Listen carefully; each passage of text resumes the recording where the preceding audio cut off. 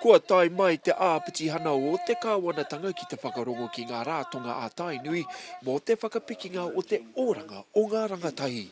Tēnā koe te rangatira, nau mai, hara mai. He atahua tēnei ata, te whakatau ki roto i tēnei o ngā ratonga kei wainganui i te hāpori, e tino rawe kia hau te whakarongo ki wā rātou mahi, hei tautoko i ngā whānau tamariki mokopuna.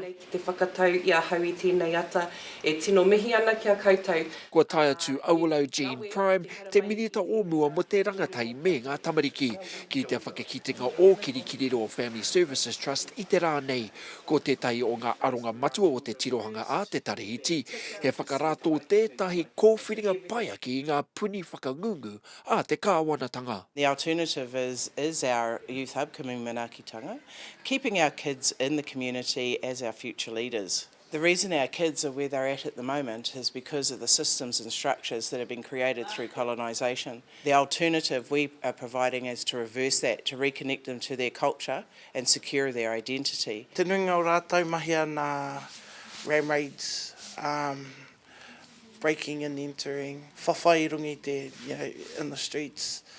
Kua whakawhiti rātou, kua whiti, kua huri. Whakaaro, noho, kōrero, kimi whakapapa. Tērā te mea nui. I roto i te rua wiki, ka whakatīnanehia te kāwanatanga i a rātou puni whakangungu tautoetoe mo te hunga tai o hihara.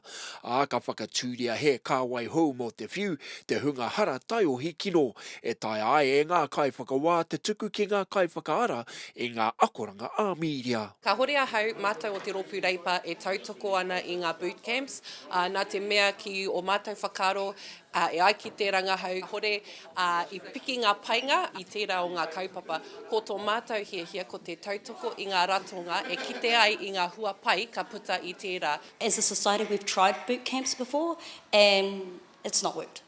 I've not seen any evidence that it's worked.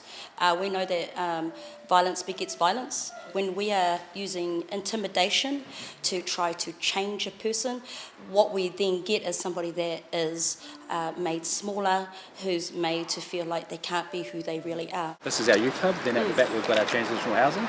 Tata ki te ko tairau tāngata ka uru ki ngā ratonga o Kimi Manaakitanga ia marama.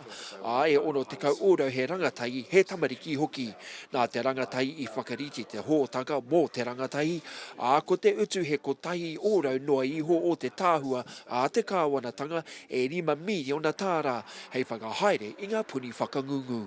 Well, we've got the place for them to go to now. That's supported by the Trust. Now we need the people to be funded for 24/7 services. We think that it costs between $500,000 and $600,000 a year to do that. And if we had anything more than that, we could do a whole lot more. Probably be, I'd say, the food.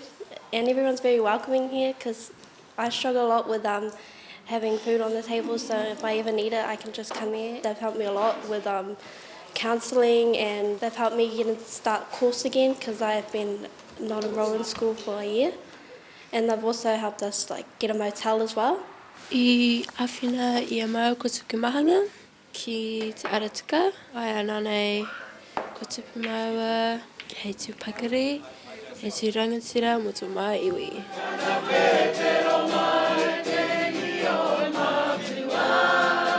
Ka aki Aulau Jean Prime i te kāwanatanga ki te toro atu kia Kimi Manaakitanga me e tai atu ratonga a hapori kia ki te ai rātou i ngā pānga whakerereke oranga e waihanga ana i roto i te rangatahi Māori.